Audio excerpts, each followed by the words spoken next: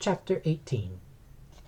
Till Elizabeth entered the drawing-room at Netherfield, and looked in vain for Mr. Wickham among the cluster of redcoats there assembled, a doubt of his being present had never occurred to her.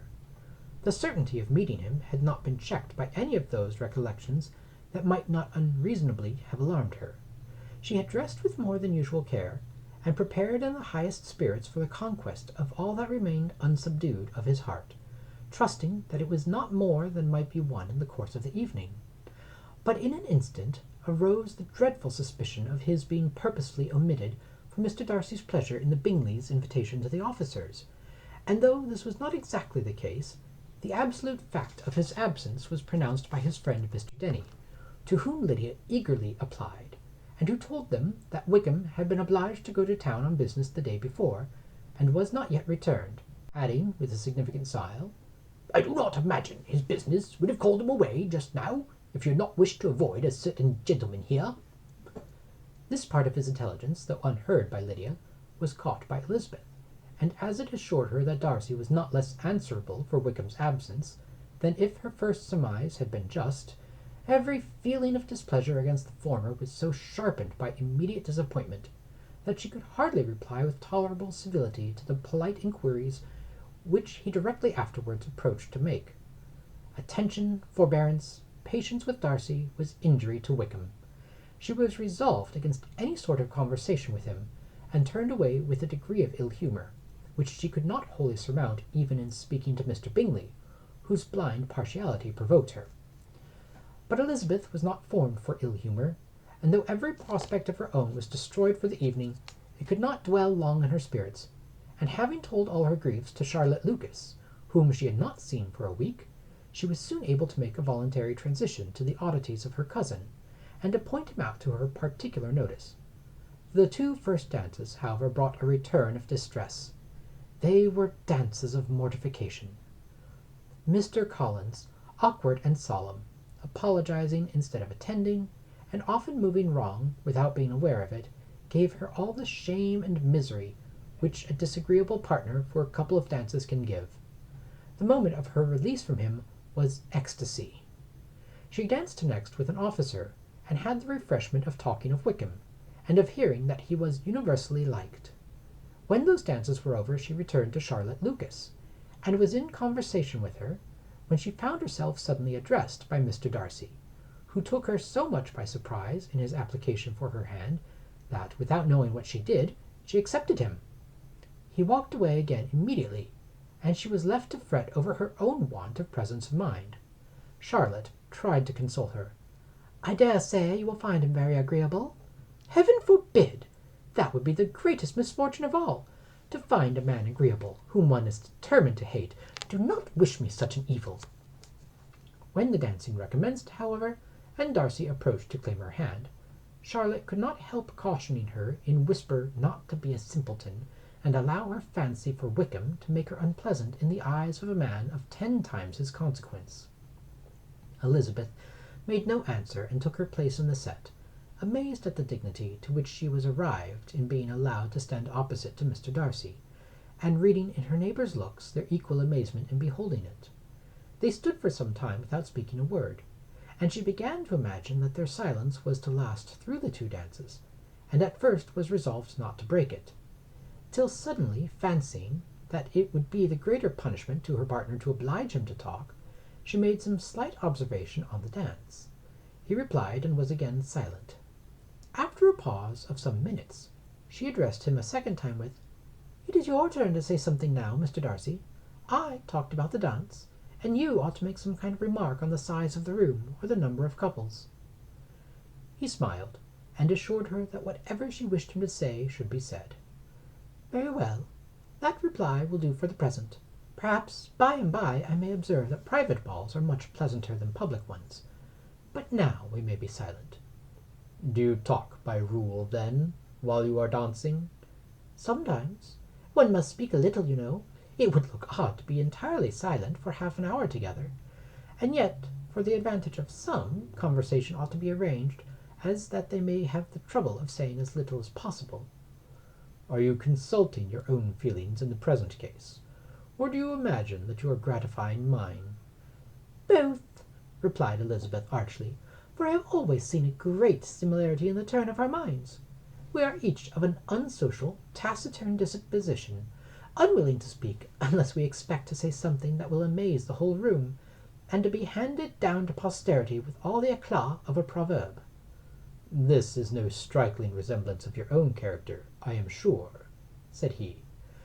How near it may be to mine, I cannot pretend to say. You think it a faithful portrait, undoubtedly. I must not decide on my own performance. He made no answer, and they were again silent till they had gone down the dance, when he asked her if she and her sisters did not very often walk to Meryton. She answered in the affirmative, and, unable to resist the temptation, added, "When you met us there the other day, we had just been forming a new acquaintance." The effect was immediate. A deeper shade of hauteur overspread his features, but he said not a word, and Elizabeth, though blaming herself for her own weakness, could not go on. At length Darcy spoke, and in a constrained manner said, "Mr. Wickham is blessed with such happy manners as may ensure his making friends. Whether he may be equally capable of retaining them is less certain." "He has been so unlucky as to lose your friendship," replied Elizabeth with emphasis, "and in a manner which he is likely to suffer from all his life." Darcy made no answer, and seemed desirous of changing the subject. At the moment Sir William Lucas appeared close to them, meaning to pass through the set to the other side of the room. But on perceiving Mr. Darcy, he stopped with a bow of superior courtesy to compliment him on his dancing and his partner. "I have been most highly gratified indeed, my dear sir. Such very superior dancing is not often seen. It is evident that you belong to the first circles. Allow me to say, however, that your fair partner does not disgrace you, and that I must hope to have this pleasure often repeated, especially when a certain desirable event, my dear Eliza," glancing at her sister and Bingley, "shall take place. What congratulations will then flow in! I appeal to Mr. Darcy, but let me not interrupt you, sir. You will not thank me for detaining you from the bewitching converse of that young lady, whose bright eyes are also upbraiding me." The latter part of this address was scarcely heard by Darcy, but Sir William's allusion to his friend seemed to strike him forcibly, and his eyes were directed with a very serious expression towards Bingley and Jane, who were dancing together. Recovering himself, however, shortly, he turned to his partner and said, "Sir William's interruption has made me forget what we were talking of." "I do not think we were speaking at all. Sir William could not have interrupted any two people in the room who had less to say for themselves. We have tried 2 or 3 subjects already without success, and what we are to talk of next I cannot imagine." "What think you of books?" said he, smiling. "Books! Oh, no, I am sure we never read the same, or not with the same feelings." "I am sorry you think so. But if that be the case, there can at least be no want of subject. We may compare our different opinions." "No, I cannot talk of books in a ballroom. My head is always full of something else." "The present always occupies you in such scenes, does it?" said he, with a look of doubt. "Yes, always," she replied, without knowing what she said, for her thoughts had wandered far from the subject, as soon afterwards appeared to her by suddenly exclaiming, "I remember hearing you once say, Mr. Darcy, that you hardly ever forgave, that your resentment, once created, was unappeasable. You are very cautious, I suppose, as to its being created." "I am," said he with a firm voice. "And you never allow yourself to be blinded by prejudice?" "I hope not." "It is particularly incumbent on those who never change their opinion to be secure of judging properly at first." "May I ask to what these questions tend?" "Merely to the illustration of your character," said she, endeavoring to shake off her gravity. "I am trying to make it out." "And what is your success?" She shook her head.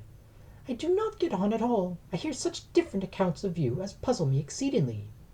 "I can readily believe," answered he gravely, "that report may vary greatly with respect to me, and I could wish, Miss Bennet, that you were not to sketch my character at the present moment, as there is reason to fear that the performance would reflect no credit on either." "But if I do not take your likeness now, I may never have another opportunity." "I would by no means suspend any pleasure of yours," he coldly replied. She said no more, and they went down the other dance and parted in silence, on each side dissatisfied, though not to an equal degree. For in Darcy's breast there was a tolerable powerful feeling towards her, which soon procured her pardon, and directed all his anger against another. They had not long separated when Miss Bingley came towards her, and with an expression of civil disdain thus accosted her: "So, Miss Eliza, I hear you are quite delighted with George Wickham. Your sister has been talking to me about him, and asking me 1,000 questions, and I find that the young man forgot to tell you, among his other communications, that he was the son of old Wickham, the late Mr. Darcy's steward. Let me recommend you, however, as a friend, not to give implicit confidence to all his assertions, for as to Mr. Darcy's using him ill, it is perfectly false, for, on the contrary, he has always been remarkably kind to him, though George Wickham has treated Mr. Darcy in a most infamous manner.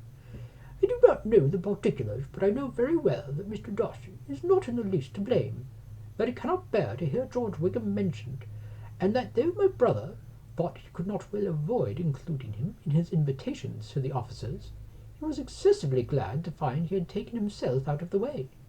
His coming into the country at all is a most insolent thing indeed, and I wonder how he could presume to do it. I pity you, Miss Eliza, for this discovery of your favourite's guilt, but really, considering his descent, one could not expect much better." "His guilt and his descent appear by your account to be the same," said Elizabeth angrily, "for I have heard you accuse him of nothing worse than of being the son of Mr. Darcy's steward, and of that I can assure you he informed me himself." "I beg your pardon," replied Miss Bingley, turning away with a sneer. "Excuse my interference. It was kindly meant." "Insolent girl," said Elizabeth to herself, "you are much mistaken if you expect to influence me by such a paltry attack as this. I see nothing in it but your own wilful ignorance and the malice of Mr. Darcy." She then sought her eldest sister, who had undertaken to make inquiries on the same subject of Bingley. Jane met her with a smile of such sweet complacency, a glow of such happy expression, as sufficiently marked how well she was satisfied with the occurrences of the evening. Elizabeth instantly read her feelings, and at that moment solicitude for Wickham, resentment against his enemies, and everything else gave way before the hope of Jane's being in the fairest way for happiness. "I want to know," said she, with a countenance no less smiling than her sister's, "what you have learned about Mr. Wickham, but perhaps you have been too pleasantly engaged to think of any third person, in which case you may be sure of my pardon." "No," replied Jane, "I have not forgotten him, but I have nothing satisfactory to tell you. Mr. Bingley does not know the whole of his history, and is quite ignorant of the circumstances which have principally offended Mr. Darcy, but he will vouch for the good conduct, the probity and honour of his friend, and is perfectly convinced that Mr. Wickham has deserved much less attention from Mr. Darcy than he has received, and I am sorry to say that by his account, as well as his sister's, Mr. Wickham is by no means a respectable young man. I am afraid he has been very imprudent, and has deserved to lose Mr. Darcy's regard." "Mr. Bingley does not know Mr. Wickham himself?" "No, he never saw him till the other morning at Meryton." "This account, then, is what he has received from Mr. Darcy. I am perfectly satisfied. But what does he say of the living?" "He does not exactly recollect the circumstances, though he has heard them from Mr. Darcy more than once, but he believes that it was left to him conditionally only." "I have not a doubt of Mr. Bingley's sincerity," said Elizabeth warmly, "but you must excuse my not being convinced by assurances only. Mr. Bingley's defence of his friend was a very able one, I dare say, but since he is unacquainted with several parts of the story, and has learnt the rest from that friend himself, I shall venture still to think of both gentlemen as I did before." She then changed the discourse to one more gratifying to each, and on which there could be no difference of sentiment. Elizabeth listened with delight to the happy, though modest hopes which Jane entertained of Bingley's regard, and said in all her power to heighten her confidence in it. On their being joined by Mr. Bingley himself, Elizabeth withdrew to Miss Lucas, to whose inquiry after the pleasantness of her last partner she had scarcely replied, before Mr. Collins came up to them and told her with great exultation that he had just been so fortunate as to make a most important discovery. "I have found out," said he, "by a singular accident, that there is now in the room a near relation of my patroness. I happened to overhear the gentleman himself mentioning to the young lady who does the honours of this house the names of his cousin Miss de Bourgh, and of her mother Lady Catherine. How wonderfully these sorts of things occur! Who would have thought of my meeting with, perhaps, a nephew of Lady Catherine de Bourgh in this assembly? I am most thankful that the discovery is made in time for me to pay my respects to him, which I am now going to do, and trust he will excuse my not having done it before. My total ignorance of this connection must plead my apology." "You are not going to introduce yourself to Mr. Darcy?" "Indeed I am. I shall entreat his pardon for not having done it earlier. I believe him to be Lady Catherine's nephew. It will be in my power to assure him that her ladyship was quite well yesterday se'nnight." Elizabeth tried hard to dissuade him from such a scheme, assuring him that Mr. Darcy would consider his addressing him without introduction as an impertinent freedom, rather than a compliment to his aunt, that it was not in the least necessary there should be any notice on either side, and that if it were, it must belong to Mr. Darcy, the superior in consequence, to begin the acquaintance. Mr. Collins listened to her with the determined air of following his own inclination, and when she ceased speaking, replied thus: "My dear Miss Elizabeth, I have the highest opinion in the world of your excellent judgment in all matters within the scope of your understanding, but permit me to say that there must be a wide difference between the established forms of ceremony amongst the laity and those which regulate the clergy.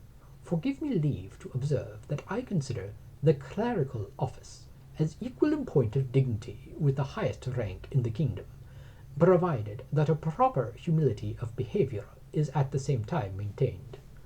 You must therefore allow me to follow the dictates of my conscience on this occasion, which leads me to perform what I look on as a point of duty. Pardon me for neglecting to profit by your advice, which on every other subject shall be my constant guide, though in the case before us I consider myself more fitted by education and habitual study to decide on what is right than a young lady like yourself." And with a low bow he left her to attack Mr. Darcy, whose reception of his advances she eagerly watched, and whose astonishment at being so addressed was very evident. Her cousin prefaced his speech with a solemn bow, and though she could not hear a word of it, she felt as if hearing it all, and saw in the motion of his lips the words "apology," "Hunsford," and "Lady Catherine de Bourgh." It vexed her to see him expose himself to such a man. Mr. Darcy was eyeing him with unrestrained wonder, and when at last Mr. Collins allowed him time to speak, replied with an air of distant civility. Mr. Collins, however, was not discouraged from speaking again, and Mr. Darcy's contempt seemed abundantly increasing with the length of his second speech, and at the end of it he made only a slight bow and moved another way. Mr. Collins then returned to Elizabeth. "I have no reason, I assure you," said he, "to be dissatisfied with my reception. Mr. Darcy seemed much pleased with the attention. He answered me with the utmost civility, and even paid the compliment of saying that he was so well convinced of Lady Catherine's discernment as to be certain she could never bestow a favour unworthily. It was really a very handsome thought. Upon the whole, I am much pleased with him." As Elizabeth had no longer any interest of her own to pursue, she turned her attention almost entirely on her sister and Mr. Bingley, and the train of agreeable reflections which her observations gave birth to made her perhaps almost as happy as Jane. She saw her in idea settled in that very house in all the felicity which a marriage of true affection could bestow, and she felt capable under such circumstances of endeavouring even to like Bingley's two sisters. Her mother's thoughts she plainly saw were bent the same way, and she determined not to venture near her, lest she might hear too much. When they sat down to supper, therefore, she considered it a most unlucky perverseness which placed them within one of each other, and deeply was she vexed to find that her mother was talking to that one person, Lady Lucas, freely, openly, and of nothing else but of her expectation that Jane would soon be married to Mr. Bingley. It was an animating subject, and Mrs. Bennet seemed incapable of fatigue while enumerating the advantages of the match, his being such a charming young man, and so rich, and living but 3 miles from them, were the first points of self-gratulation. And then it was such a comfort to think how fond the 2 sisters were of Jane, and to be certain that they must desire the connection as much as she could do. It was, moreover, such a promising thing for her younger daughters, as Jane's marrying so greatly must throw them in the way of other rich men. And lastly, it was so pleasant at her time of life to be able to consign her single daughters to the care of their sister, that she might not be obliged to go into company more than she liked. It was necessary to make this circumstance a matter of pleasure, because on such occasions it is the etiquette, but no one was less likely than Mrs. Bennet to find comfort in staying at home at any period of her life. She concluded with many good wishes that Lady Lucas might soon be equally fortunate, though evidently and triumphantly believing there was no chance of it. In vain did Elizabeth endeavour to check the rapidity of her mother's words, or to persuade her to describe her felicity in a less audible whisper, for, to her inexpressible vexation, she could perceive that the chief of it was overheard by Mr. Darcy, who sat opposite to them. Her mother only scolded her for being nonsensical. "What is Mr. Darcy to me, pray, that I should be afraid of him? I am sure we owe him no such particular civility as to be obliged to say nothing he may not like to hear. For heaven's sake, madam, speak lower. What advantage can it be you to offend Mr. Darcy? You will never recommend yourself to his friend by so doing." Nothing that she could say, however, had any influence. Her mother would talk of her views in the same intelligible tone. Elizabeth blushed, and blushed again with shame and vexation. She could not help frequently glancing her eye at Mr. Darcy, though every glance convinced her of what she dreaded, for though he was not always looking at her mother, she was convinced that his intention was invariably fixed by her.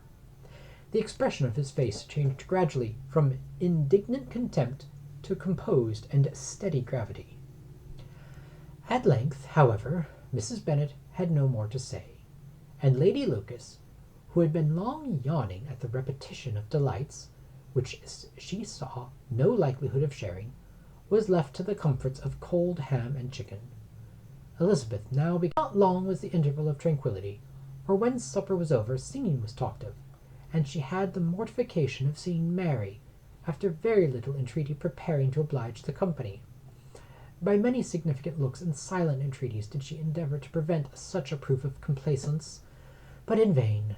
Mary would not understand them. Such an opportunity of exhibiting was delightful to her, and she began her song.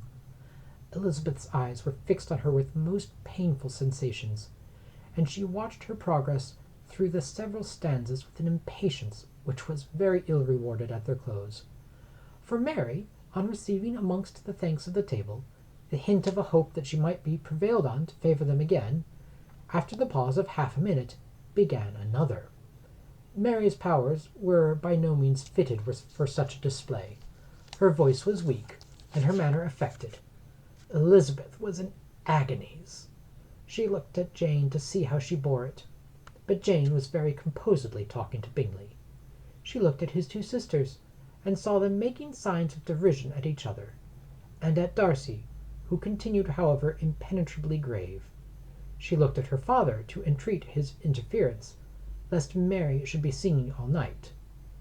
He took the hint, and when Mary had finished her second song, said aloud, "That will do extremely well, child.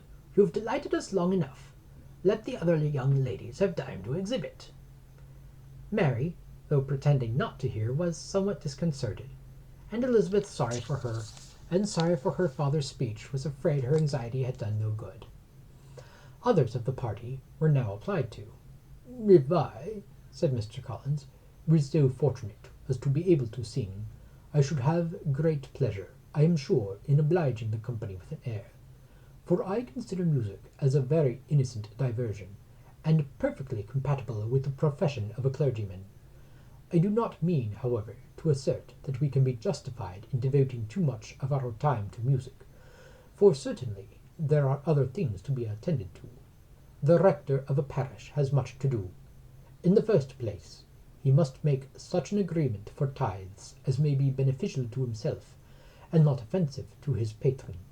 He must write his own sermons, and the time that remains will not be too much for his parish duties, and the care and improvement of his dwelling, which cannot be excused from making as comfortable as possible.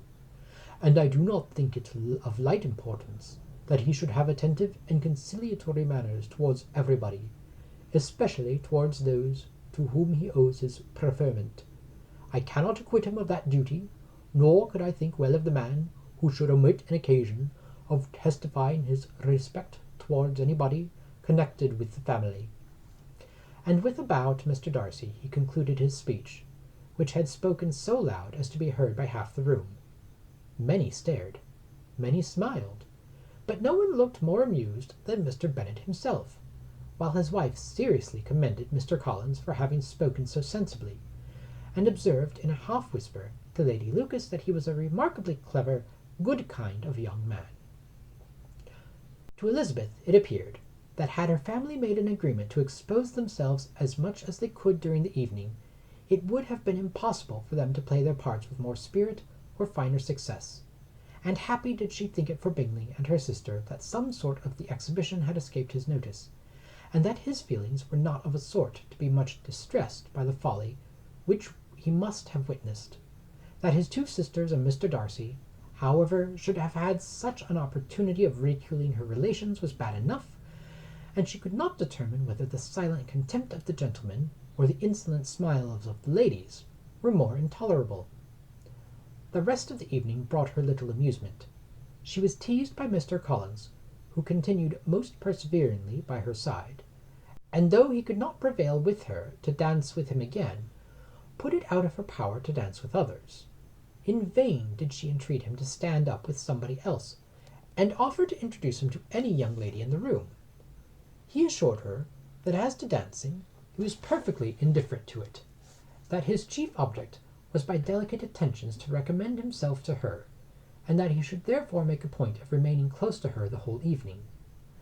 There was no arguing upon such a project. She owed her greatest relief to her friend Miss Lucas, who often joined them, and good-naturedly engaged Mr. Collins' conversation to herself. She was at least free from the offence of Mr. Darcy's further notice, though often standing within a very short distance of her, quite disengaged, he never came near enough to speak. She felt it to be the probable consequence of her allusions to Mr. Wickham, and rejoiced in it. The Longbourn party were the last of the company to depart, and by a manoeuvre of Mrs. Bennet had to wait for their carriages a quarter of an hour after everybody else was gone, which gave them some time to see how heartily they were wished away by some of the family. Mrs. Hurst and her sisters scarcely opened their mouths except to complain of fatigue, and were evidently impatient to have the house to themselves.